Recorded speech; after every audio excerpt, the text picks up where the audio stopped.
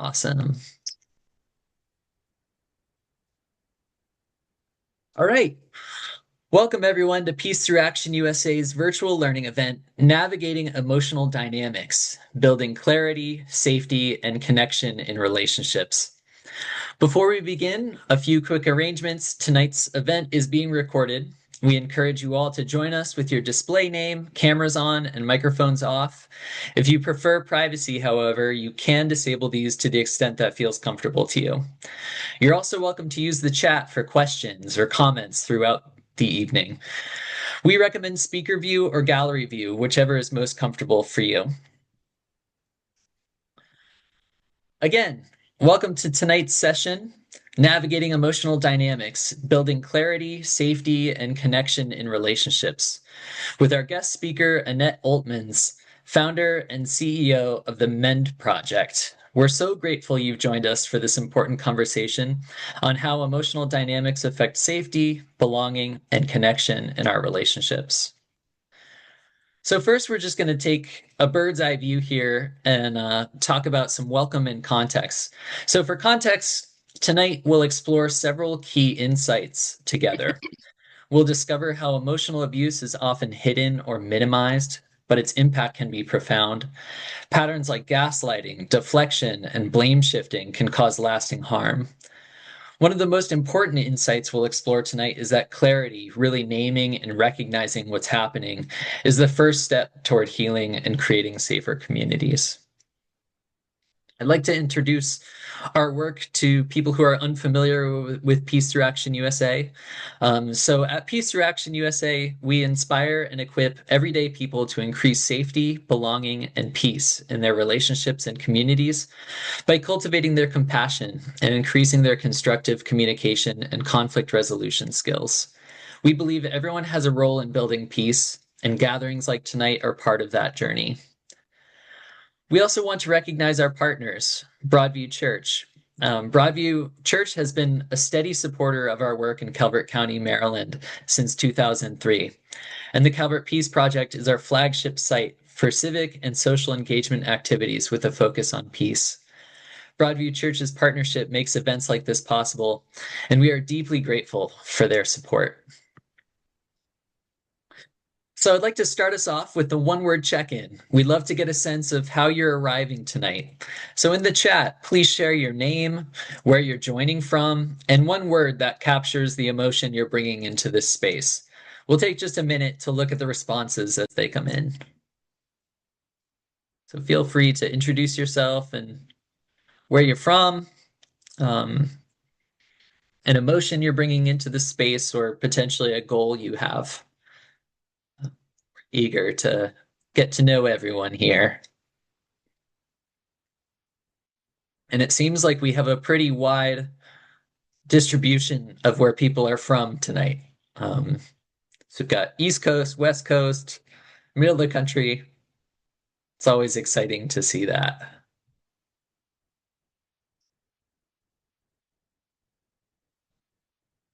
Okay, great. So tonight you'll hear from both myself, Chris Wolonsky, Director of Programs and Partnerships at Peace Through Action USA, and our featured guest, Annette Oltmans, founder and CEO of the MEND Project.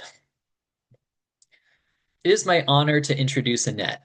Annette is a philanthropist and passionate human rights advocate. Her personal experiences of long-term emotional abuse and her extensive journey of recovery, including research into original abuse and what she terms double abuse, ignited her passion for founding the MEND Project in 2016. Her work has uncovered common threads that keep victims in prolonged states of confusion, as well as what ultimately helps them move toward healing.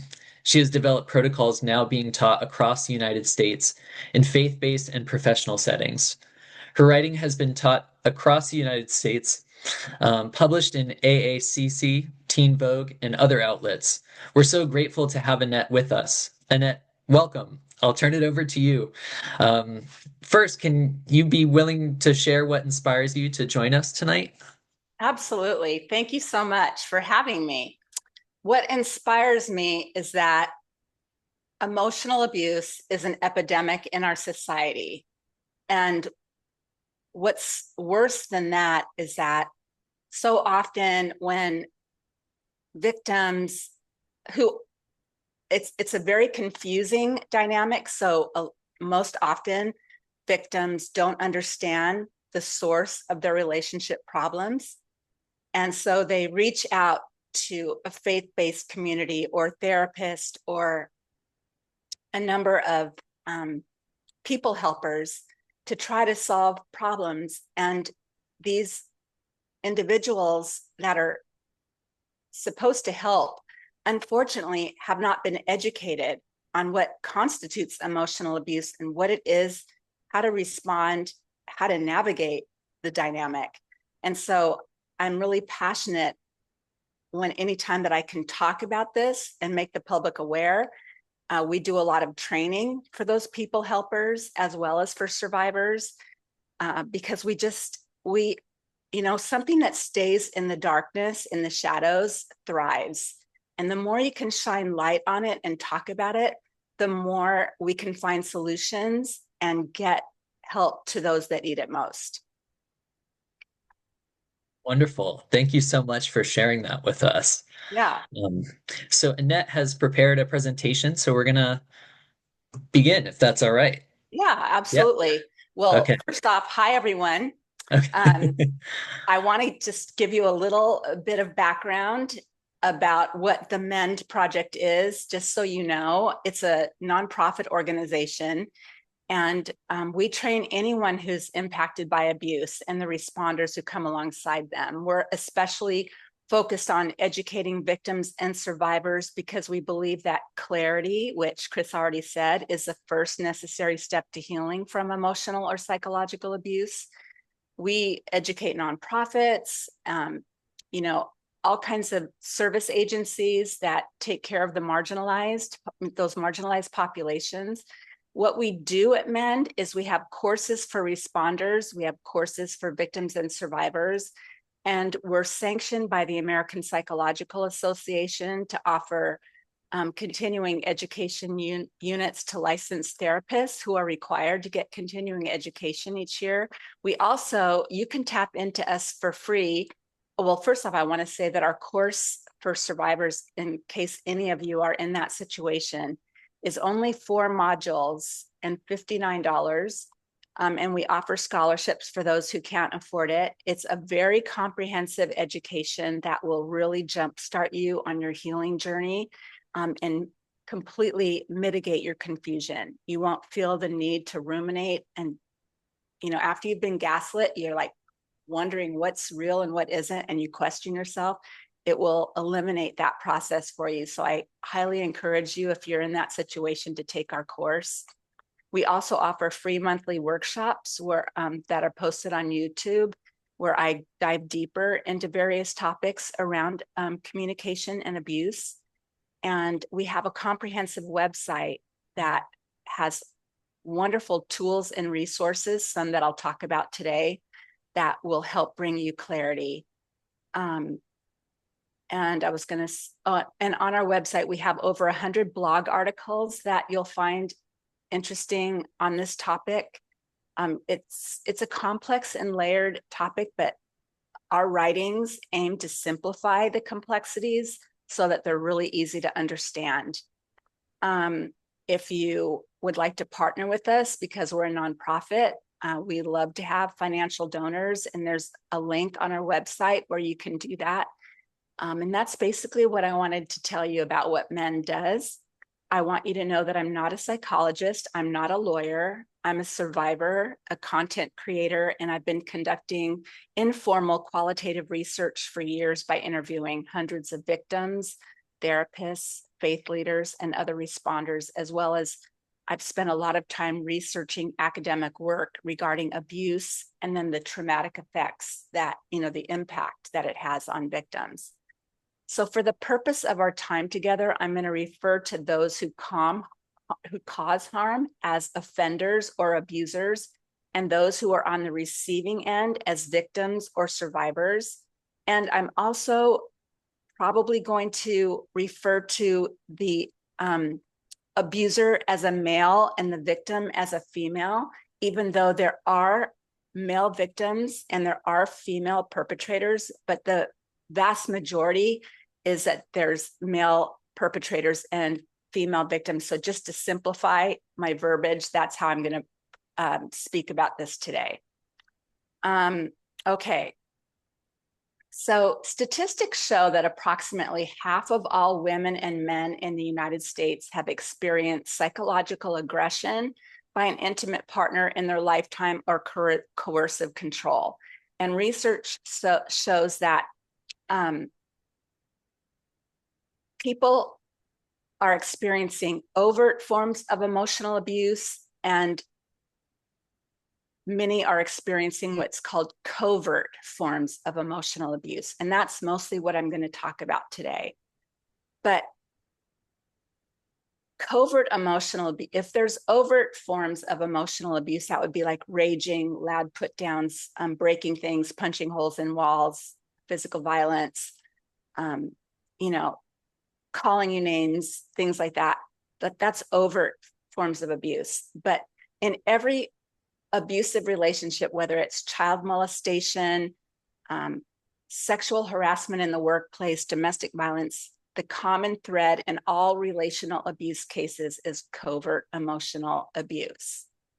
And so I'm going to talk about that and break that down for you. But first, I want to just mention that over the past several years, we've heard stories in the media regarding widespread abuse in institutional settings. For example, the Harvey Weinstein cases and how prolific he was at his harm and how employees actually participated in feeding him victims. And then there was this whole retaliation. If they spoke out, there would be this whole retaliation effort that involved more than just Harvey Weinstein. So that was an institutional form of abuse. And then we also know of Dr. Larry Nassar and USA Gymnastics, and how he manipulated not only the gymnasts, but their parents into believing that this was a necessary medical practice. And USA Gymnastics, the USA Olympic Committee, and even the FBI did not believe victims, did not do anything about it. And so they were harmed even twice. And I'm going to talk about that. There's two main themes in those two examples that I gave you. The first is covert emotional abuse. If you can imagine all the coercive and covert things that Larry Nassar and Harvey Weinstein said to overcome and to succeed at manipulating their victims. But there's also, and I want to just say that covert emotional abuse is the confusing, manipulative behaviors and emotional tactics that are hard to identify, hard for victims to describe, and therefore it makes it nearly impossible for them to confront it or to obtain support or to advocate for themselves because they have such a hard time explaining it. And if you've ever thought about trying to explain a manipulative act that was done against you, it's very difficult because it brings you into the minutia of an event and it just sounds like nothing major. But when these behaviors are being employed against you in multiples, which is what most covert emotionally abusive relationships do, then it's overwhelming and confusing. And you can just see by looking at the word cloud, all the different behaviors that are being used to create chaos in the relationship. The second theme that is present in those two examples of Harvey Weinstein and Larry Nassar that I gave you is what is called double abuse. And this is what happened when victims finally find the courage to speak up and talk about their experience with someone or to reach out for help. And rather than receiving compassion, they're often not believed or they're criticized or judged and given incorrect instructions, which equates to different ways to silence them. And sometimes it's inadvertent by the responder, but sometimes it's intentional. We'll have things like, well, have you tried this? Well, did you try that? Well, I have a hard time imagining that your husband would treat you that way. I've never seen them in that way. Like, so they give them all these doubting, non-believing statements. That's really triggering. That requires the victim to work even harder in the conversation when she's already so traumatized. It's very difficult to have those kinds of conversations. And when you're doubly abused, it exacerbates your trauma. And I'll talk about that in a little bit. I also want to mention institutional abuse. Institutional abuse is what we saw in both of those examples that I gave you. And so it's particularly damaging for victims because let's say a victim decides to tell a stranger on the street about the abuse. She has a measured perspective regarding how they may or may not respond. She's not all invested in it. But on the other hand, when a victim shares their story with a professional or an HR department or within their academic setting where the victim perceives the responder to be knowledgeable, if the response lacks supportive care, the victim is likely to be significantly traumatized. Think of Larry Nassar, where the FBI and Michigan State University and USA Gymnastics. All of these organizations did not believe them. And they even criticized them and said they weren't grateful and they should be they're so lucky to be cared for by such an esteemed physician and so on. So the point I'd like you to understand is that the disparity between the victim's reasonable expectation of what kind of support she'll receive, the disparity between her expectation and what actually happens will determine the amount of trauma that she experiences. So it can be highly traumatizing to be completely minimized and dismissed by and like imagine these I don't know how to turn that off. I don't know if you heard that, but imagine that their entire life was in social circles, are part of USA Gymnastics, and then to be discredited and mischaracterized by them is highly traumatizing because that the victim actually loses their sense of purpose and identity in their community. They are undermined in their community. And so they are led to a place of hopelessness and despair where they don't know how they're going to find solutions or who's going to help them. Okay, so what was emailed to you in one of the emails from Peace for Action was what I'm going to hold up now. And it's called Our Terms and Definitions. And if you can, I know I'm in a small picture, but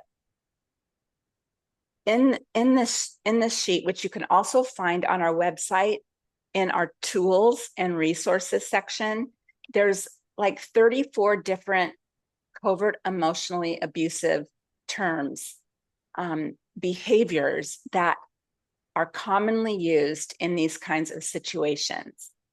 So it's really important to look at these terms and consider them to see if these are being employed against you in a relationship, and also to learn for yourself, I don't want to do these things. You know, for example, I used to minimize my daughter. I thought it was more important to teach her empathy than self-empowerment. So I was constantly saying, okay, so this happened, but think about how the other person feels. Like I didn't empower her to say, okay, how did that make you feel? And to get a strong, to build confidence in her own perspective.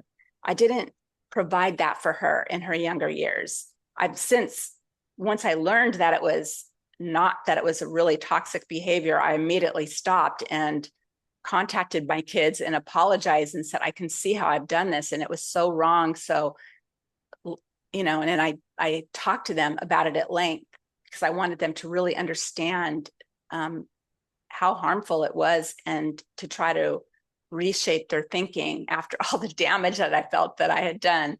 But if just one behavior is repeated, you can Can you go off the slides for now and just show my face, or is that too hard? Okay. Here we are. Um, so if even one behavior is repeated in a pattern, it's enough to be destructive to a relationship. It's so important to have the proper language to name these behaviors because victims have a difficult time telling their stories or advocating for themselves. Instead, they're bewildered, confused, and highly stressed for months, years, or even decades. I cannot tell you how many women that I've walked alongside that have been in a marriage for 20 or 30 or 40 years, and they're just understanding what the dynamics are. It's that confusing and toxic. Um, so covert abuse isn't obvious either to the victim or those who witness the relationship from the outside. It often will appear as though something is slightly off, but you can't put your finger on it. During conflicts, offenders use various types of hidden abusive behaviors that are intended to manipulate, control, or subdue their target. This is why I teach that covert emotional abuse is the common thread, because it is how they exercise power and control by dominating conversations and keeping the victim confused or off kilter. The offender will even use a shred of truth and distort the narrative or use the victim's vulnerabilities, like feelings that they've shared or fears that they've had or something from their childhood, and twist them in ways to blame them or say they're faulty or deceive them into believing false narratives about themselves or what actually occurred. And these mind games confuse the person being harmed, and it creates a lot of emotional duress and psychological stress for extended periods of times. Victims often develop complex post-traumatic stress, which compromises their ability to think clearly or to communicate clearly, make it even more difficult for them to discern what's actually happening.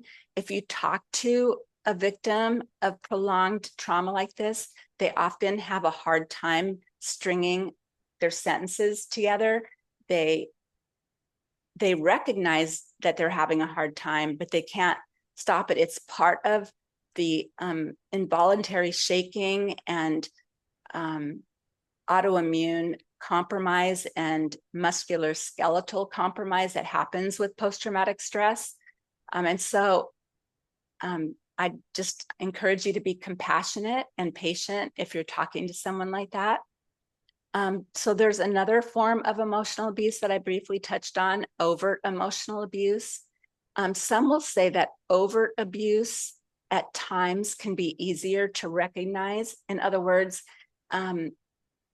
overt, like I said, is raging, threatening, name calling, punching walls. Oftentimes, victims of overt emotional abuse can accurately discern that something is wrong with their partner, whereas victims of covert emotional abuse often think something is wrong with themselves. They tend to overcompensate or overfunction, and they work twice as hard on the relationship as their spouse is, or 10 times as hard on the relationship. They do whatever they can to accommodate the offender, to appease, to walk on eggshells, and they, because of how they're beaten down and gaslit, they actually get to a point of physical exhaustion and emotional exhaustion, and they are worn down. So let's take a look at a few of those behaviors. Let's go to slide 6, minimization. Okay, minimization is where their perspective is belittled with the intention to make what they value unimportant. And ultimately, minimization destroys confidence. It can stifle creativity and individuality, or said another way, they no longer feel completely autonomous. I mentioned to you that I minimized my daughter in particular. She's 9 years older than my son. And when I was a young mother, I would say, well, I would always point to the other person's side. And that was minimizing her perspective. And children need us to validate their perspectives if they're going to build confidence and learn to love and trust their instincts. Another example of minimization would be a woman graduates after she's married with an art history degree, and the family is celebrating, and the abusive husband says, well, it's not like you're a lawyer or anything. What are you going to do with an art history degree? It's not like you're going to be able to find a job. Something that takes her joy away from her, that stifles her creativity, that stifles her accomplishments, that puts it down. But it's not this like mean way. It's more in the form of a question. So she is confused and isn't quite sure how to take that, and doesn't see it for what it really is. It's meant to power over, control, and thwart her individuality. Let's move on to another term, blame shifting. Issues are always one-sided, or the problem gets turned around on the victim. So the responsibility for the disagreement is actually laid at the victim's feet. The offender not only refuses to take responsibility, but also assigns the liability to the victim. It can look like the abuser saying things like, I wouldn't have gotten angry if you have just done what I said when I asked you. Or that's pretty overt. But another example would be when he jokes sarcastically and says, well, you don't want to eat my wife's cooking, or teases her about one of her body parts or something. And then when she says, wait a minute, that hurt, that's not nice, and I don't like it when you joke at my expense. And instead of taking responsibility for being inappropriate and unkind, the abuser will say something like, oh, you're just too sensitive. So he's shifting the blame. Now suddenly she's injured twice, by the originating joke and then being told she's too sensitive. So she's now wondering if she's too sensitive and questioning herself. It has such a slithery way of undermining the victim's confidence, these forms of covert emotional abuse. In blame shifting, in general, the victim attempts to raise a reasonable complaint, a concern that she has, or a hurt, and is met with what we call, what the industry calls DARVO. That's an acronym. And you can go on to that. Yeah, it's deny, attack, and reverse victim and offender. So she raises the concern. He denied that the joke was harmful and said she's too sensitive. So he attacks her by saying she's too sensitive. And then he becomes the victim to her sensitivity, and she becomes the offender because she's making a big deal out of it. So it's a way of flipping the script, and it is very effective in confusing victims about who's right, who's wrong, what just happened, especially when you consider that rarely is just one of these behaviors being employed in a conversation. Usually a conversation is like that word cloud of multiple behaviors. You don't know what's up or what's down. People might refer to this as crazy making conversations, where the conversation seems to go in circles and it never leads to a solution. Another term I want to cover is deflection. And this is where the offender refuses to discuss a problem in a healthy way that moves to a solution. Instead, they change the topic rather than discussing the issue that was raised in the first place. The offender may bring up numerous unrelated complaints, causing the victim to suddenly be on the defensive. Deflecting, blame shifting, and minimization become so confusing that the victim can hardly remember what started the argument or the discussion in the first place. Essentially, the abuser defensively refuses to communicate in an authentic way. It's one form of stonewalling or blocking the victim from having a healthy or mutually reciprocal conversation.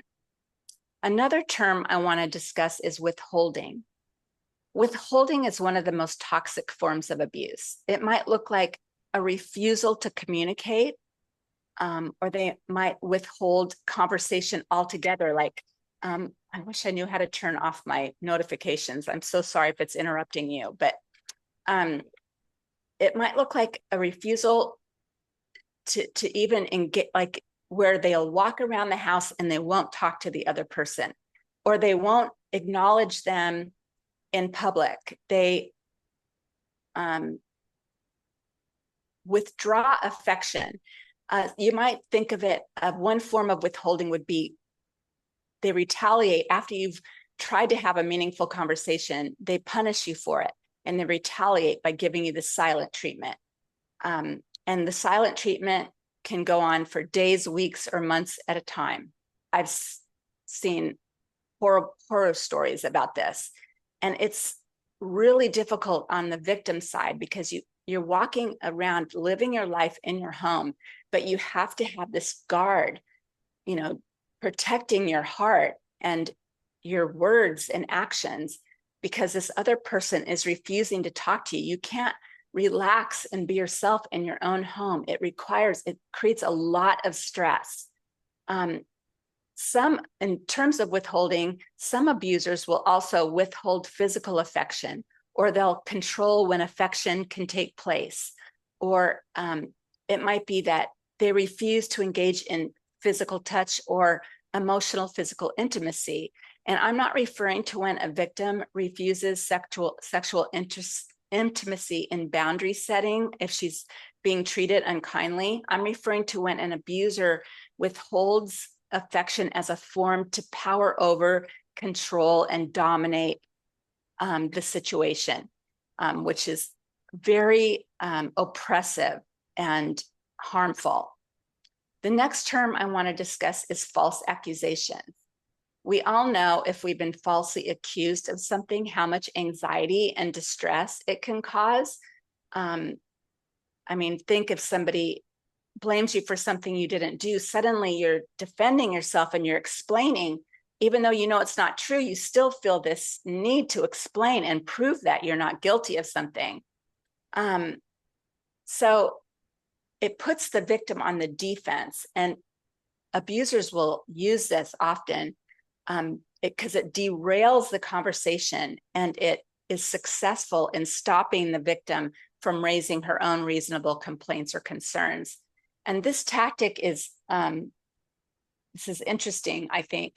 This tactic of false accusations is often used in couple therapy in order to place the victim on the hot seat and protect the abuser from having to talk about the real issues at hand.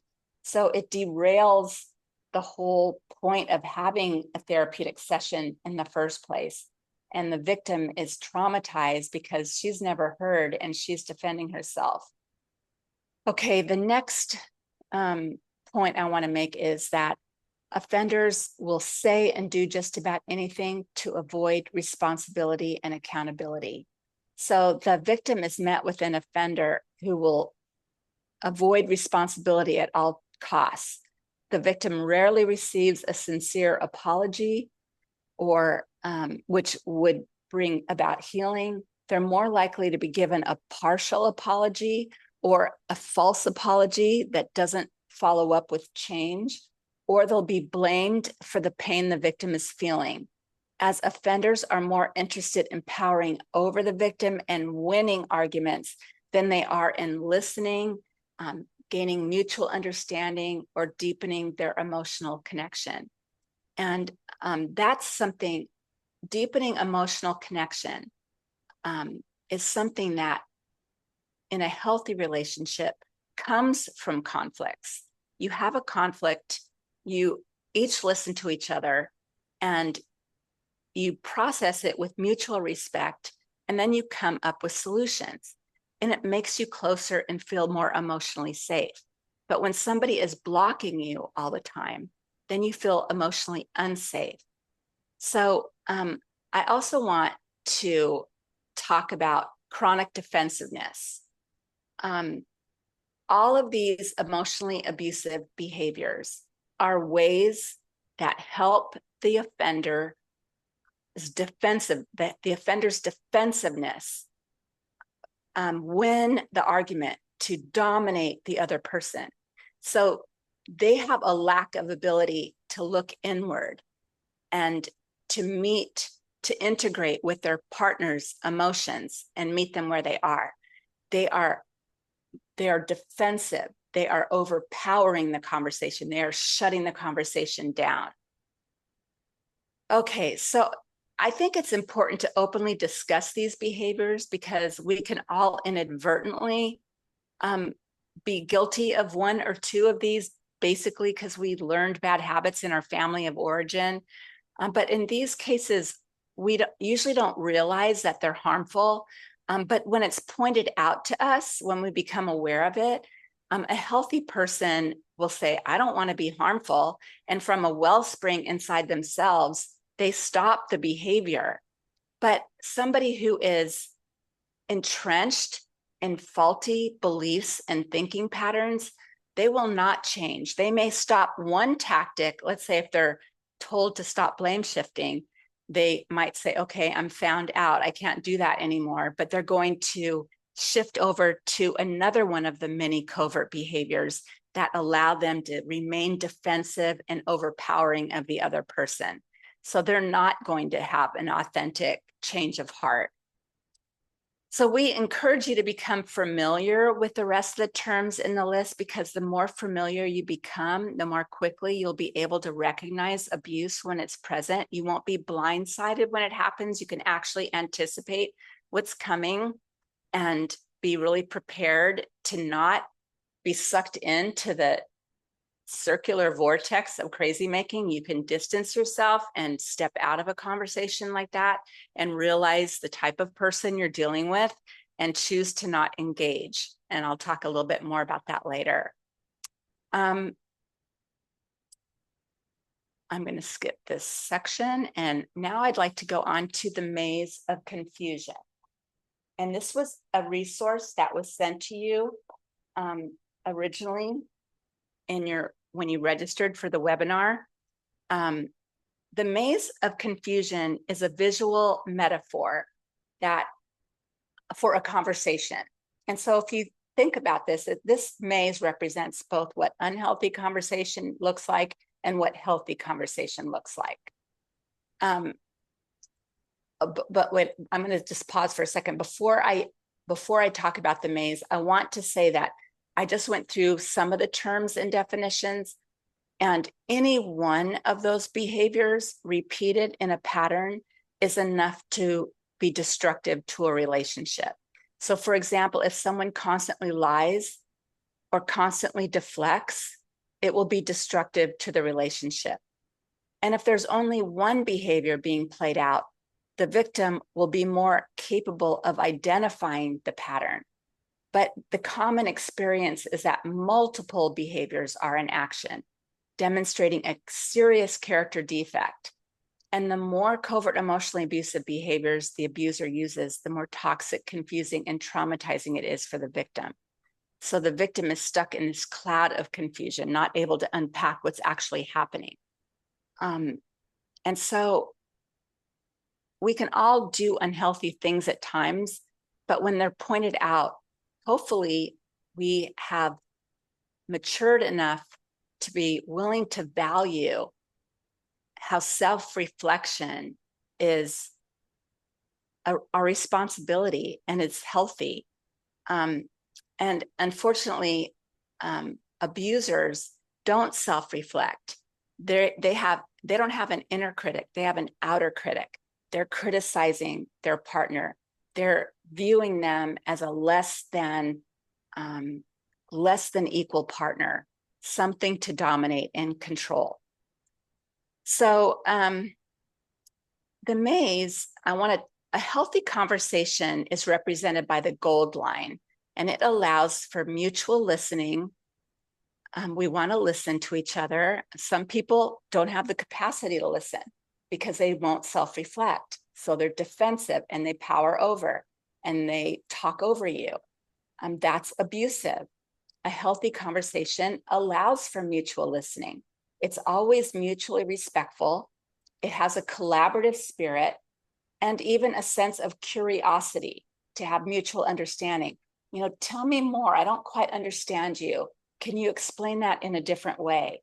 Or I don't understand why that bothers you so much. Can you tell me more what's triggering you about that? You have a curiosity, you ask questions. When the opposite occurs, victims are usually totally unaware that they're in an abusive relationship.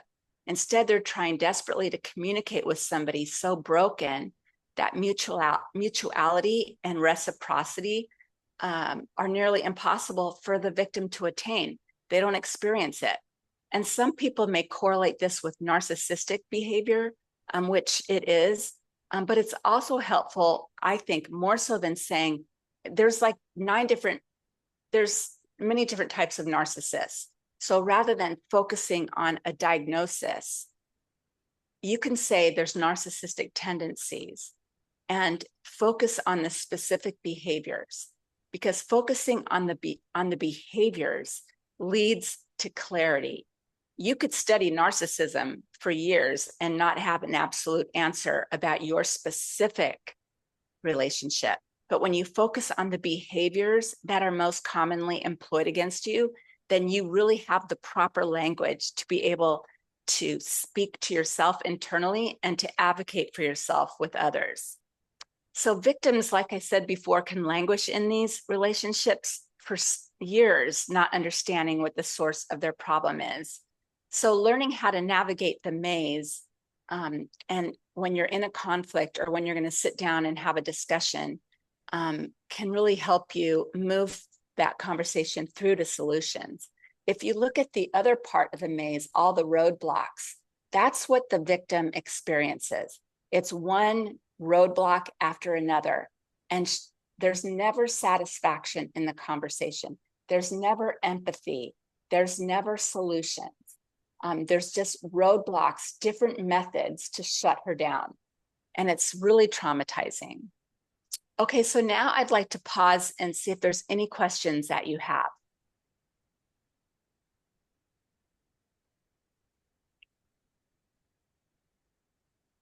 I just want to invite people to feel free. If you don't want to say your question out loud, you can also include it in the chat, but we invite conversation too. I have a question. Yeah. Um, how easy or difficult is it for people on the outside to recognize these behaviors? It's not. In others, I mean. Yeah, it's not easy. And I'm going to get into why it's not easy in a few minutes, but it basically has to do with the fact that offenders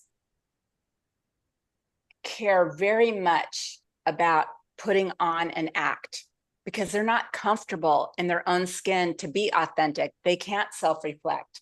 They can't integrate with another person. They have to control. And so they present themselves, they work hard to present themselves well to outsiders so that people they'll have a hard time believing that they're capable of being abusive. They see them very differently. They might even go out of their way to volunteer in the community or at their church or be philanthropic or any number of ways to paint a different picture of themselves than what's truly going on behind closed doors. Another common thing they do is they say undermining statements about the victim. They'll say things like, I'm really concerned. She's emotionally unstable and I'm starting to get worried. Or she drinks too much and I'm really concerned about her drinking. When she drinks, she gets violent with me. Things like that, so that people start thinking the other person is the true problem. So when that person finally gets the courage to speak up, she has no credibility. He's been undermining it. He will even do this with the children. So children grow, it's very common for children, adult children, to not believe the victim. They believe the perpetrator because of how proactive he was to undermine the way they viewed their mother. And if you think about it, if she gets frustrated trying over and over again to raise a complaint and to have a reasonable conversation, and she gets shut down every time, she starts reacting. She might yell or throw something, and then she starts looking like the unstable one. And also the PTSD, which affects their ability to cognitively think straight, it doesn't present well, and it makes them look like there's a mental illness happening, even though that's a very different narrative than what's actually happening. Okay. Is there any other questions? All right. I do want to say that somebody who's really keen will notice little things that the abuser does, like maybe interrupt her when she's speaking at the dinner table with a group, or maybe she'll say something like, well, I can't go out with my friends because it'll get my husband upset. Or you might notice that he's condescending. You might, not always, sometimes they will go out of their way to treat the victim really well in public, so they think he's a great husband. So you have to just look for it, and sometimes you will see red flags. Okay, so now I'm going to talk a little bit more about, we were just talking about the mindset of an abuser. And we want to go to the pillars of abuse slide. So abusers or offenders operate out of a completely different worldview than the victim does. In essence, they're living in a different reality. And both parties don't realize that the other person doesn't think about relationships the way they do. So they are clueless to each other's belief system about relationships. The pillars of abuse describes the faulty thinking that drives the abuser's attitudes. The pillars are a set of beliefs that motivate their destructive actions. So this was also emailed to you if you want to look at it, but you can also go to our website, our tools and resources page. The first faulty belief is entitlement. Entitlement, there's a slide for entitlement too. Entitlement has to do with the expectation of preferential treatment. So the offender expects to be treated preferentially. There's double standards, or they expect rewards regardless of whether they've earned those rewards or regardless of the other of their partner's needs or well-being. So this sense of entitlement may or may not be overt, like they might not speak, I deserve to be treated better than you. They might not say those words, but there is a deep-seated belief that rules that apply to the victim don't apply to the offender. Maybe it's who controls the money, or how money can be spent, or who is allowed to go out in the evening with friends. The one causing harm will often not admit to these beliefs, but they are deeply rooted in their thinking habits, and you'll see how it manifests in the relationship. It might be that the husband has a full-time job and the wife is at home with the kids, and she has small kids. And instead of coming home and helping with the dinner dishes, or helping give a bath to one of the children, or helping put them to bed, that he feels he's entitled to do nothing, and that it's fully her job. and doesn't share in the household responsibilities. So it becomes a very lopsided, equality is not part of their family system. His belief system is that he is allowed to dominate, rule over her. And that could be subtly, or it can be overtly, where they speak it and they believe it and they have rules, and everybody in the family is expected to treat the husband as the hierarchical person who makes all the decisions. There's a spectrum, but even if it's subtly, it's very oppressive, and it has a real detrimental effects on the victim. The next pillar is image management.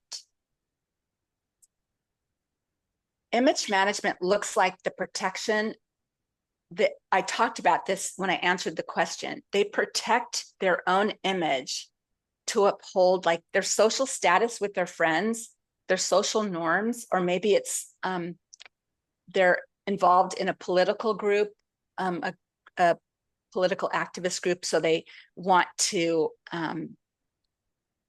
maintain a good image in that circle. It could be in their church circle or their synagogue circle, where they want to appear like they are better than they are. Covert abusive people can be the most charming, successful, interesting people, but the motivation for presenting themselves well to others is image management and hiding what occurs behind closed doors. The abuser hides their failures within the interpersonal relationship and with their spouse, and outwardly displays in manipulative ways that elevates how others may view the offender. And these efforts do garner public support, which is very persuasive. The next pillar is called a low emotional IQ. Abusers can be highly intelligent, accomplished, and charismatic while having an underdeveloped emotional IQ. A low emotional IQ contributes to chronic defensiveness and aggressive or passive aggressive behavior. They react rather than self-regulate or self-examine or implement self-control to respond rationally and empathically. A low emotional IQ manifests like it might be anxiousness, impulsivity, and defensiveness. So a low emotional IQ can cause impulsive or emotionally or physically violent behavior, and inability to appreciate the victim's perspective, and minimization of the victim's feelings. I'm not picking on men, but I want to point, because the majority of offenders are male, I want to mention to you a guy named Tony Porter in an organization called A Call to Men. He developed what he calls the man box. The man box is when it's describing how we unfortunately have raised a lot of our boys, and this still goes on, and we are becoming a more justice-oriented and equality-oriented society, but there's still many that operate in a very traditional outlook, where boys will be taught things like don't run like a girl or don't cry like a girl. So they subtly are taught to disdain feminine traits, and yet they're allowed to show anger and dominance. You know, you're a hero, you're a protector. And so what happens is they grow up with a stunt, like they're not allowed to show fear, or they aren't taught to communicate openly about what they're feeling, and they're not supported in their feelings. And so they don't ever develop an emotional IQ. They have limited resources. They have limited things to tap into. And so they become so uncomfortable with their own emotions because they don't make sense to them. They haven't been defined by their parent as they were growing up to help them identify what those feelings come from. And so they're especially uncomfortable with their partner's feelings. They just want to shut down emotions. They don't trust emotions. They think women are too over emotional, and it just creates this whole distortion that perpetuates more ignorance about emotions. And emotional immaturity can make change for an offender impossible if they're not willing to cooperate with pretty intense therapeutic interventions. Let me just scroll back in my notes for 1 second. Okay, now I want to talk about the last pillar, which is cultural, prejudicial, or hierarchical preferential treatment. So this happens when double abuse occurs. And I gave you 2 examples of institutional abuse, which was double abuse with the Harvey Weinstein cases and the Dr. Larry Nassar. And what happens in those cases is that the abuser expects, or others give the abuser preferential treatment because of either, like, it could be their shared social viewpoints or their status in their social circle. People just give favoritism to the one that's actually causing harm. Or let's say it's a leader or a person of power within an institutional setting. They may say, well, this abuser is accomplished and skilled, and they're a good person, so I'm not going to have this person face the consequences appropriate to the harm. I'm going to give him training classes and education so that he can improve. They don't, like, they favor the perpetrator and they discount the victim, where the victim needs to see, they need consequences to happen, because when consequences don't happen, it emboldens the perpetrator to be even more callous and cruel, because they know nobody's going to hold them accountable. And so it's so critical that we not give preferential treatment to those that are causing harm, but instead rather stand up to them and say, I don't like the way you just joked at your wife's expense, or, ow, that was really unkind. Something that lets them know socially their behavior is unacceptable, rather than giving them a pass. Okay, so sometimes the motivation for these offenders is intentionally to oppress, power over, and control, while other times their motives are to avoid authentic emotional connections and conversations, to avoid being truly seen. Remember, I said they're uncomfortable with their emotions, and they're uncomfortable with their spouse's emotions. So the way they control the situation is to be louder and more stubborn and more inflexible, and to dominate the conversation, to change the topic, to blame shift, to maybe blow things out of proportion. Nothing I do ever makes you happy. Things of this nature that make the victim feel responsible. They look at things through one lens, their own point of view, and then they expect that the victim is there to fill their needs and wants. Those who are hardened and entrenched in faulty belief system won't be able to change without experiencing usually pain and loss. Usually there needs to be a separation and a boundary that says, I'm not going to put up with this another day, and I'm serious. And until you get help with a therapist that I have vetted, this relationship is over. It usually requires that kind of intervention for them to be motivated to change, because they don't think they need to change. They don't realize that the other person has an entirely different worldview. The victim is an empathic person, self-reflects too much, takes on too much blame because she has a lot of self-doubt. So she's willing to think she's the problem. And when you compare her mindset with his mindset, you can see that they're totally different, but he doesn't realize that. And so he doesn't believe that he needs to change. He thinks everybody thinks the way he does, and that he's right. He believes he's right. He believes he's absolutely justified in his beliefs. and that he's self-righteous and he has a strong, he might have core shame deep within inside him, but he's probably not even aware of his shame. He's so interested in presenting himself a certain way and believes that he is right. I remember my husband kept wanting me to go to therapy because he just was convinced he was right. Unfortunately, a lot of therapists didn't identify, because they're not trained. That's why we train therapists. They can't recognize, they don't know how to identify it when it's playing out in a session. And so it largely went unnamed until I found an expert that was very skilled and confronted my husband on these manipulative behaviors and named them as being abusive and really unpacked that. But otherwise, my husband fully believed that he was right. And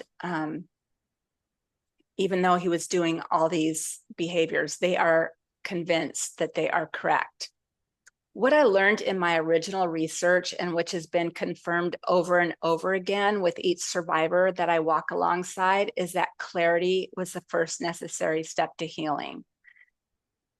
This is why men prepared the definitions for responders, to have something in writing to give to survivors to help them gain clarity and receive validation. If there's somebody in your life that you think might be in a relationship like this, go to our tools and resources section, or go to your email that you received and print off the terms and definitions. Don't say, I think you're being abused.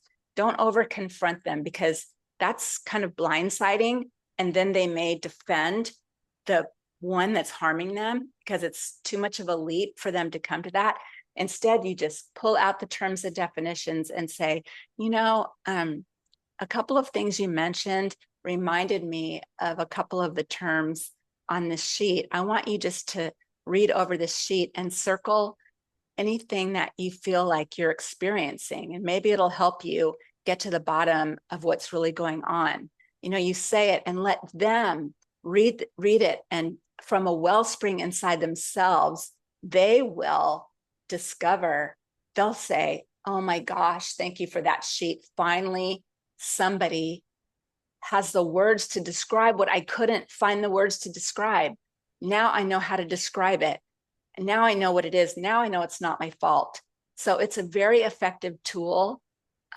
If you know somebody that might need some help, or if you are a mentor to people and you speak into people's lives, it's a very helpful tool. Okay, let me see. I'm checking our timing. I want to let you know that even though I mentioned that my husband and I were in couples therapy is strictly contraindicated. That means it is not advisable when any form of abuse is present. When you're dealing with somebody that uses covert behaviors, and remember I said covert emotional abuse is the common thread in all relational abuse cases. So that means that there's going to be some of the most sly, manipulative, undermining communications presented with facial expressions and body language that don't align with what the abuser is saying. And so therapists get confused and they don't fully align with the victim. They tend to treat it like it's a 50-50 problem or a mutuality problem. And they don't realize that what victims need from a good therapist, those that really know about this, is to fully align with them. They don't even say, well, it's 10% your problem and 90% the abuser's problem, because the abuser will take that 10% and treat it as though it's 100% of the problem. They are so determined to not take responsibility for their own actions and to always make it the other person's fault. It just becomes impossible. What I recommend is that victims find their own therapist, somebody who understands abuse, and where they can help educate them about their circumstances, and where the victim can educate the therapist about their circumstances and be respected and believed. Not somebody who speaks down to them like their abusive spouse does, but somebody that really wants to learn from them and can help them on their healing path. And I recommend that the abusive spouse be with somebody who is, that's basically all they do is work with narcissistic people, and that they have a tremendous amount of experience and education in that area. That's what is required. It requires expert abuse counsel. The victim needs a trauma-informed therapist who's educated on abuse. So what stood out to me in my research was that each victim was held hostage in these prolonged states of stressful confusion, or what are known as trauma states, often even after years of misdirected therapy. This only prolonged their suffering and contributed to developing complex post-traumatic stress disorder. This advanced state of stress leaves them incredibly vulnerable to autoimmune diseases and more severe forms of trauma. When your body is constantly producing cortisol because the stress is so high, when no problems are ever getting resolved, and it just, one problem rolls over every week, there's more problems and nothing gets resolved.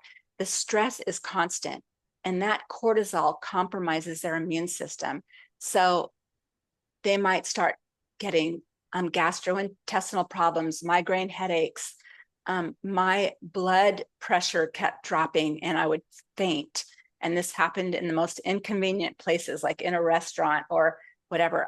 My endocrine system was, and my adrenaline and my cortisone, it was just jumping so much, my blood sugar would suddenly drop. And I was in the emergency room 13 times trying to just stabilize me, and nothing was going on. Like, it was just the stress was producing these symptoms in my body. And this happens, I can't tell you how many victims that I've talked to that have this experience. And it's not due to her lack of intelligence. It doesn't matter how emotionally intelligent a victim is. They could be an executive at a Fortune 500 company, but if they haven't learned the specific language to describe emotional behaviors, they can't make sense of their situation. And until they've gained the clarity, they're unaware that abuse is what they're experiencing. Instead, they walk around saying, am I crazy? Am I unlovable? Like, why don't I receive empathy? Am I not knowing how to communicate correctly? Why am I always wrong? What is it that I'm missing? And they have all this self-doubt, and they are trying so hard to understand. And they've probably read 40 books, and their abusive spouse has maybe read a half a book. The abuser puts in so little effort into the relationship, while the victim pours their energy into the relationship. And so we need to really understand the impact of emotional abuse. Now, in physically abusive relationships, I'll tell you that every victim I've ever spoken to coming out of a physically abusive relationship will say the emotional abuse was the worst part. Unless it's life-threatening battery, they're going to say the emotional abuse was so much worse.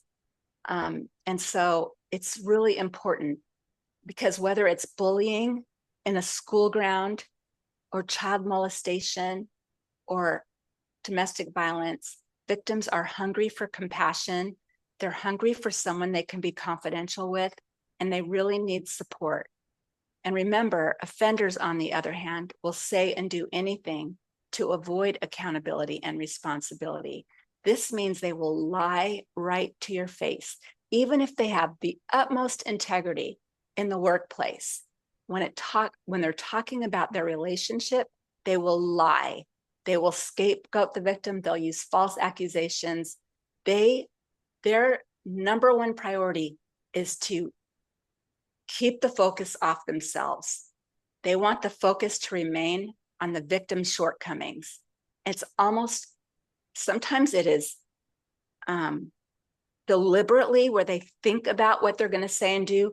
And other times it is just so deeply trained within their psyche to protect themselves that this is how they behave, and they're not consciously aware that it qualifies as abusive. But either way, the impact on the victim is just as bad. It doesn't matter what's driving it. They know something they're doing isn't right because they don't do it in front of other people. They don't treat other people the way they treat their spouse. So it's so important to be willing to step in and support a victim. So often people will say, well, I'm just going to play neutral. I don't want to get involved. But neutrality only supports the abuser. It really doesn't support the victim. It actually abandons her. And so I want to encourage you to be bold and courageous. If you are taking a neutral stance, you're actually colluding with abuse because you're not willing to call it out. And abuse is very confusing. The he said, she said can be difficult to discern. But if you sit down with each person long enough and have the patience to really listen, you have your terms and definitions, you will be able to see what is really happening and be supportive to your friend. And I have to tell you, studies show that at least in sexual assault cases, only 3% of victims lie. There's really no benefit to lying, saying that your spouse is emotionally abusive. It just brings you criticism. People don't know how to respond to it well, and they don't automatically believe victims. They question and doubt and criticize. And that is really traumatizing for somebody who's already been beaten down. So the risk of that happening usually prevents them from confiding in somebody because they have this anticipatory fear that they're not going to be believed and how much worse that would be on their situation. And then if their spouse finds out, how it will embolden him and he may retaliate and all these other consequences come. And so they don't lie. When they finally are desperate enough to tell somebody, it's because they're in dire straits and they need emotional support. Let's see, where are we? Okay. I wanted to share that my granddaughter it's a little story I want to share with you. My granddaughter was molested by an older cousin of hers, a male. And the matriarch, the mother on the abuser side of the family, chose to interfere with the proper interventions, such as counseling and accountability, while the victim's half of the family chose to believe the minor child and at the same time wanted healing for the abuser. The abuser was 19, the victim was 14. And the abuser was involved in drugs and made a lot of poor decisions and was emotionally really immature. And so I think that while the victim side of the family wanted accountability, they also wanted to see the perpetrator get help. But when the matriarch, the abuser's mother, stepped in and really interfered with proper intervention, it was a form of double abuse because she convinced the other members of that side of the family that my granddaughter wasn't telling the truth, or other minimizing phrases. So that side of the family would make statements like, I don't want to get involved. I don't know who to believe. I think she's exaggerating. All kinds of inappropriate remarks that exacerbated my granddaughter's trauma, because that's what double abuse does. It exacerbates trauma. It turns PTSD into complex PTSD. Remember, because I said they get to a place of hopelessness and despair. And so she had to actually go to a trauma facility for a month. She was on medical leave in her high school for a year, had to have a medical teacher come and give her homework. and she was taken to the emergency room just like I had been for drops in blood pressure. It really had a negative effect on her. And so when I saw that happening with her at the same time, I was also doubly abused. I reached out to my Bible study leaders and they didn't believe me. And they, in fact, judged me and gave me ultimatums and told me I wouldn't be, because I was disparaging my husband, that I wasn't going to be invited back to this couples group that I had been part of for 14 years. It actually shocked my system because I couldn't believe how they could wrongly judge me and be so wrong about their what they deduced from my disclosure, and that they were willing to be so imposing and interfering. It was really shocking to me. But had I not gone through that at the same time my granddaughter was going through her situation, I don't think I would have understood this phenomenon of double abuse the way I do now. And so when I've interviewed so many victims, I have to tell you that what they want to talk about more than anything is the double abuse, more than the original abuse, because that is what upsets them and traumatizes them the most. And the other part of this story is, what effect did this have on the perpetrator, the 19-year-old boy? When his mother refused to allow proper interventions, it sent the abuser into his own hopeless situation where there was unresolved guilt, shame, confusion. It's not like his family was standing with him.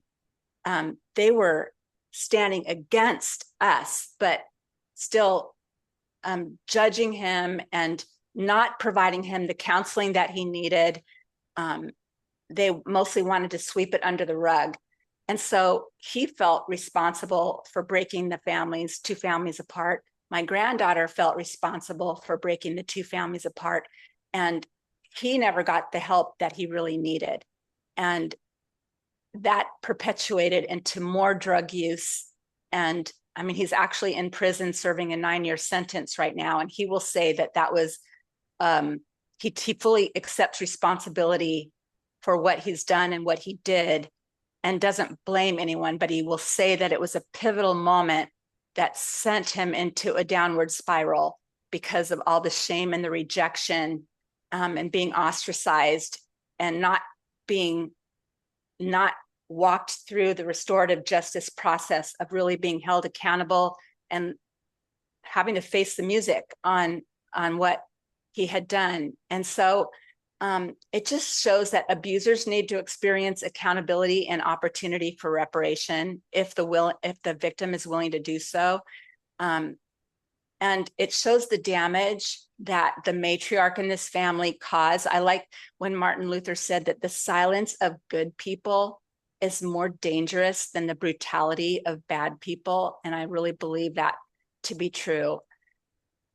Okay, so I want to give a little pause for if there's any questions anybody has before I go into my closing session.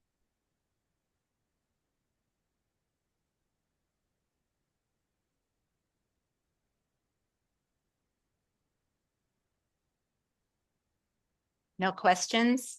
Chris, are you there? Yeah, I'm here. Okay. I do have some questions, but Okay, sure. since it's 8:20, I just kind of wanted to allow time for anyone else who might have a question.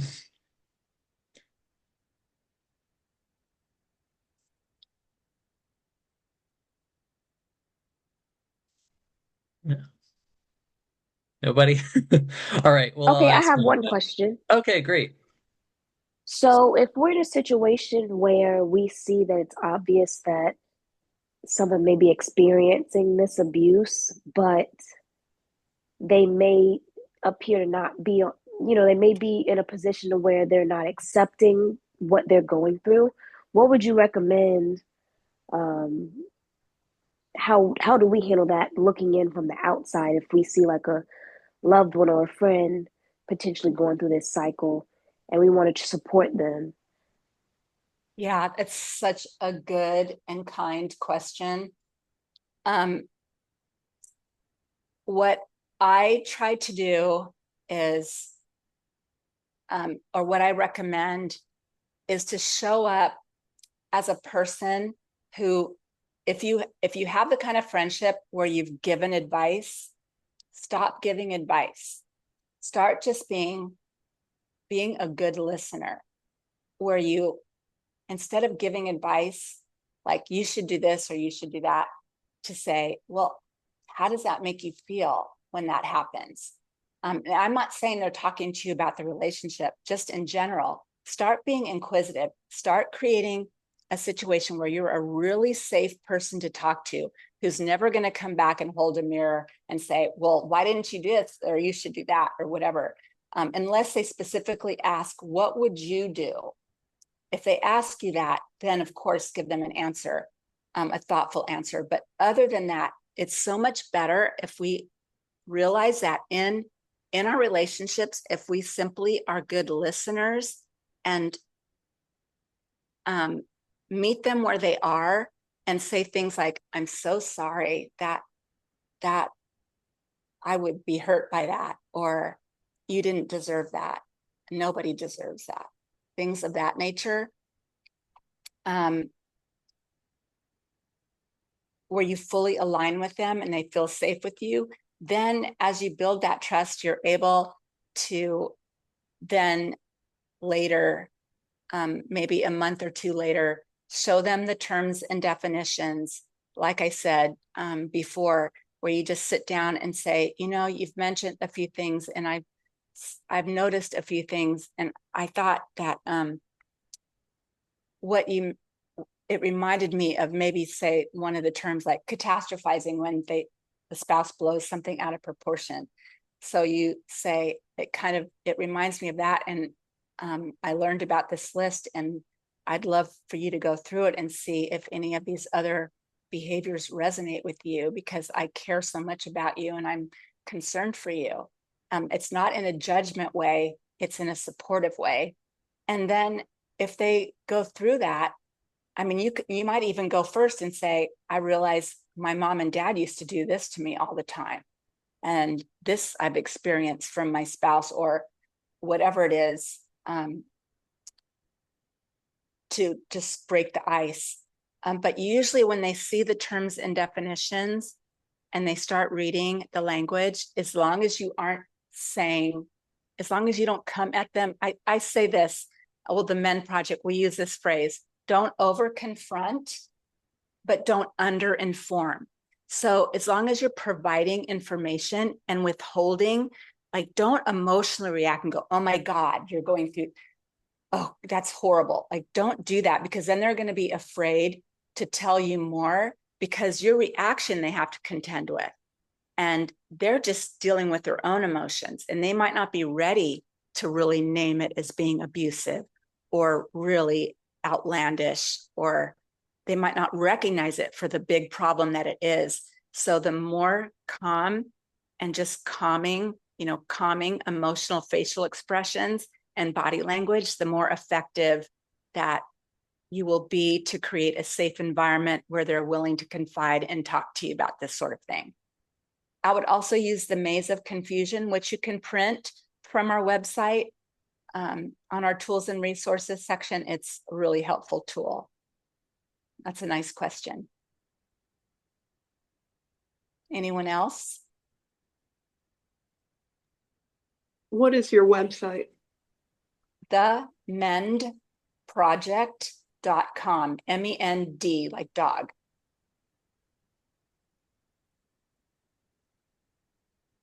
Thanks. You're welcome. Anyone else? Chris, did you have a question? I did. I'm also really interested in the safe responder actions, but one Oh, that's question coming up. yeah, so I think Yeah. I might pause on my question. So Okay. All right. Well, I'm going to actually skip slide 24, and I'm going to start next with slide 25, PTSD and CPTSD. So I want to just say the difference, that it's important to understand that victims are often dealing with, if they come to you and confide in you, they may not know it. They probably don't know it, that they have post-traumatic stress, because this will cause post-traumatic stress. It does. It's too much cortisol. It's too erratic. It's too confusing. They're always at fault. That's what happens. But PTSD with proper support and care and validation from a confidant can be healed in a relatively short period of time. But victims who experience double abuse, where their trauma has been exacerbated, or they've been in the relationship for so long that they've developed complex post-traumatic stress, the difference is that it sets in motion this biochemical, immunological chain of events that will result in an unusual number of medical problems.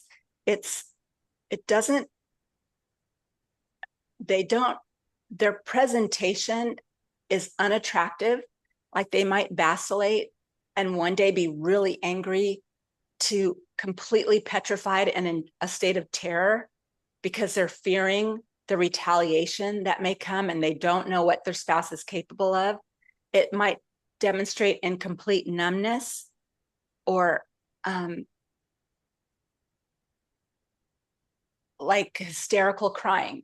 It could present in these ways, and they're uncomfortable to sit with somebody like that. But if you're patient and kind and you stay calm and you don't overreact to what they're saying, even if they're angry at you, even if they express anger and you wonder if it's coming towards you, by staying calm and not reacting, you are a healing solve to their healing process. You are helping them heal. And so I just want to encourage you to use self-control and know that your job is just to be a good listener and be patient. In fact, when you give yourself permission to do that, it's actually easier than if you had to come up with answers. And so now I want to go into slide 26, the healing model of compassion. This is a tool that we give all of our responders for how to actually have that conversation with the victim when they're disclosing their story, or how to approach them. Our healing model compassion is a set of guidelines that, if you don't want to become an expert on abuse, if you will at least follow these simple steps, you won't do additional harm. You will be safe. You won't cause them to shut down and quit talking to you because of saying the wrong thing. You will be saying things that will feed into their soul the way they need to be fed. So the first step on the healing model of compassion is to listen. And I've mentioned that a few times. Listen, listen, listen with a closed mouth. Don't assume that you know better or place expectations on them, which can be done in such a subtle way. Don't ask them questions. Don't interrupt them or redirect the conversation. Oftentimes, victims who have PTSD, they try to talk out loud to help them process what they're experiencing in a safe place. And so your role is to listen and accept what they're saying is true and to validate them. And I'm going to go through the steps. But when you interrupt them, because they have fragmented thinking and fragmented communication, because that's what's happening cognitively, is their amygdala is overfiring and their hippocampus is not able to do the job to regulate their triggers. They are in this state of hypervigilance, and it's hard for them to communicate cohesively. And so it's really important to not interrupt them. Just be patient and let them take as much time as they need to get out. As difficult as it is for them to get it out, just allow that process. The next step is to accept. We Annette, want to, so yeah. I I I'm going to break the rule we just said about interrupting. I just want to acknowledge it's 8:30. So for people who are attending with us, we did promise to get you out of here at 8:30, but Oh, this so sorry. I thought we had another half an hour. I'm so oh sorry. no, no, you're good. So we're gonna try to move through it as quick as we can, but we just kind of want to. I just wanted to let everyone know. I If somebody acknowledge. needs to leave, all right, I'll just finish this section right here. And Okay, I'll do it quickly. Okay, the next step is to accept. That means believe their story to be true. Um, if you believe, you won't be adding any harm, but if you don't believe, it's highly traumatizing. The next step is to empathize. Just try to express yourself with warm gestures, reframing from critiquing their personal choices. Just show warmth and care in your eyes and your facial expression. The next step is to validate. A safe responder conveys that it's not their fault, that nothing they did deserves that kind of maltreatment, that nobody deserves that maltreatment. So you clarify that for them. The next step is to identify. And what this means is that so often what happens, somebody's confiding in you, and then the listener takes over and says, well, let me tell you what happened to me when I was in college, blah, blah, blah, blah, blah. And they take over the conversation. Please don't do that. That victims who have PTSD don't have the capacity to hear your story. They're so vulnerable sharing theirs. What you want to do is maybe take 10 seconds and say, oh my gosh, I remember what I went through in college and how upsetting it was. And what you're telling me reminds me of that. And I'm just so sorry. So you use it as a listening tool. You might touch in that you can relate to them, or a friend of yours that you walked alongside you can relate to, but you come right back to them speaking. The next step is to encourage. You want to say, you're in a tough season, but I believe in you. You're going to get through this. You're a good person. And so many victims have gone through this before and they come out on the other side. And I will be here walking alongside you as you take this journey. The second to the last step is ask. We don't want to ask them questions like, did you do this? Or why didn't you do that? Or I would have done this, so why haven't you? You don't want to do that. You want to ask them, how can I help you? What can I do to support you? And usually it's just going to be something like, oh, can I just call you once a week and process what I'm going through? They're not going to say, can I move? Very rarely are they going to say, can I move into your house for a year? It's going to be more reasonable things like, can you look up some resources for me? I get so scattered when I'm on the computer and I need to find a lawyer or something like that. And then the last step is to grieve with them. If they cry, don't quickly hand them a tissue. Let them feel not rushed to cry. And even better yet, share a tear with them. The actual act of allowing someone to grieve and being supportive is very connecting. And these victims have either self-isolated because they're so confused and they're hiding the stress going on behind closed doors. They self-isolate, or they're in forced isolation. And so they might have a lot of grieving to do, and they need connection with a safe person. That's the most helpful thing that they can receive, is a safe connection with someone else who's giving them a different perspective than their spouse. And so explore that process of grieving with them, and shed a tear with them yourself as well. Okay, so I'm just going to go all the way to the very end. If you could go to our slide 53, our QR code. If you want to take one of our courses, you can either use this link, or you can go to our tools and resources page on the website. We cover a lot of material in the course, but like I said already, it's only 4 modules long. And so each module is about an hour of reading and a 2-hour session with me, where I go deeper into the reading material. and you'll have a comprehensive education on this subject. Thank you so much for having me and for spending your evening with me.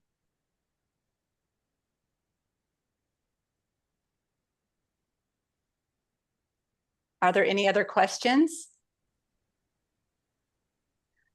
This was great. I learned a lot. Thank you so much. Oh, I'm so glad. You're very welcome. Yes, thank you. You're welcome. Thank you. It's my pleasure. Yeah, wonderful. Yeah, I just want to put a spotlight on the MEND project. Um, we want to take a moment to just uplift them. So they provide resources and courses to help people better understand emotional abuse and double abuse. Um, they're also hosting a virtual giving event in October. This is a wonderful opportunity to support prevention and healing work. So please keep an eye out for that. Can I just say one little thing about that? Yeah. So if you use your phone and take a picture of that purple ribbon giving event slide that you had up, it's going to be 30 minutes of us explaining what we've accomplished this year and what our hopes are for the very near future. And then we're going to, you can either step off after 30 minutes. Oh, and we're going to have a lot of testimonials from survivors, just 30-second testimonials of how MEND has impacted them. And then we're going to just go right into one of our free workshops for 30 minutes. So if you wanted to stay on, you could see how our free workshops work. And I think that we're going to be talking about boundaries and boundary setting, and it's a really important conversation. So thank you for letting me share that. Yeah, wonderful. Great. So next, we'd love your feedback on tonight's event. So I've just included a link to our survey in the chat. So please take a couple of minutes before you log off tonight to let us know your thoughts. Your input helps us improve these events and ensures they remain meaningful and relevant to you. I also just want to highlight next month's event. We're sharing ways to get involved with Peace Through Action USA. So we're hosting an event titled Your Role in Peace Building, Exploring Volunteer Pathways. So we'll introduce our package of volunteer opportunities and highlight how you can make a pledge to contribute to more peaceful, connected communities. Sorry. Whether you're curious, ready to lead, or seeking new ways to serve, this will be a great chance to explore meaningful paths to action. I'm also including our giving page as well, and I'll put that in the chat here for you. So that's another great way to share and to support our work. Chris, this is Kathy. Is it possible for us to get a copy of the slides? They were really informative. Yeah. Annette, do you feel comfortable with that? Okay. Yeah. Okay, As long as you don't, as long as they're not sold, or oh no, if you're going to share them with somebody else, like in a course or a class, that you reach out to us and get our permission. sure. Thank you. Awesome. I do have one more selfish question, if everyone's okay with sitting through it. I just want to ask if that's all right. Personally, I'm just curious.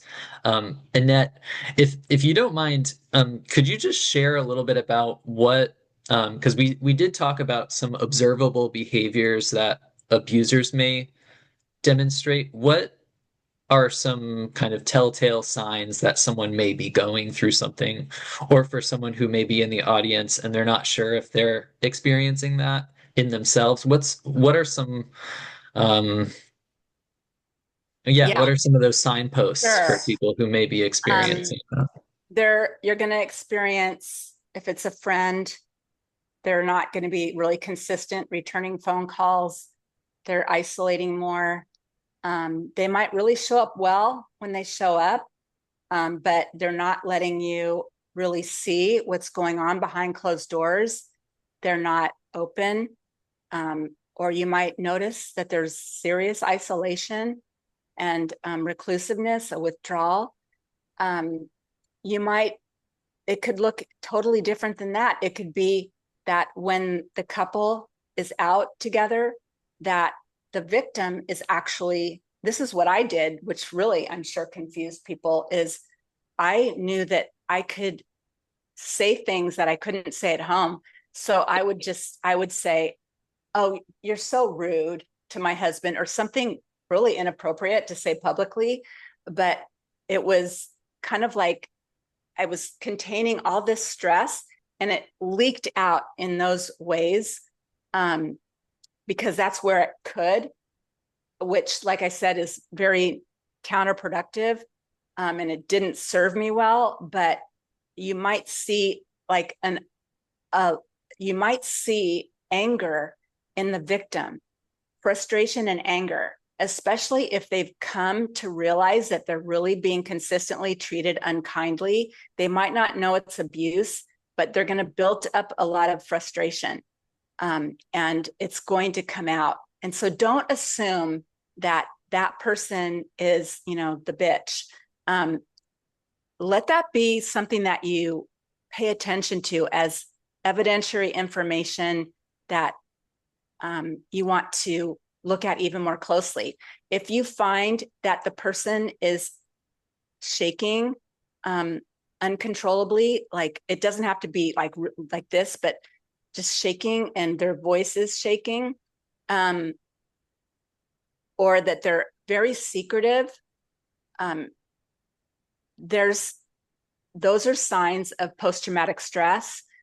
I'm trying to think. You might find that they stop doing the activities that they normally would do, not being as social. Maybe they're not working out as much, or participating in things that used to bring them joy. You might even notice that they're not getting their hair done and their nails done as regularly. Like there's depression and anxiety. And so you will see some of those signs. Yeah, it presents in different ways, but my advice is to approach it in your mind with a sense of curiosity. Ponder what's going on here. Don't jump to conclusions. Have a discerning eye and pay attention to the interactions going on in the details. And I think over time that if you have a curiosity and you are really open-minded about what you might discover, that you'll see red flags. I hope Thank that you. makes sense. Yeah, that You're makes welcome. sense. Great sense. Thank you so much. You're welcome. So, on behalf of Peace Through Action USA, we'd like to extend our deepest gratitude to Annette Altmans and the Men Project for sharing their expertise and resources with us tonight. Thank you so much for being here. This was such an informative session, and just really grateful for you sharing all of your knowledge and understanding. And thank you to all of you for participating in this important learning experience. We appreciate your willingness to expand your understanding in pursuit of peace. And to stay connected, you can reach us via email or our website. So together, let's continue to be peace, choose peace, and create peace. Have a wonderful night, everybody. Thank you. Bye-bye. All right. Good I night. Good night. Good night. you night. Thanks, everyone.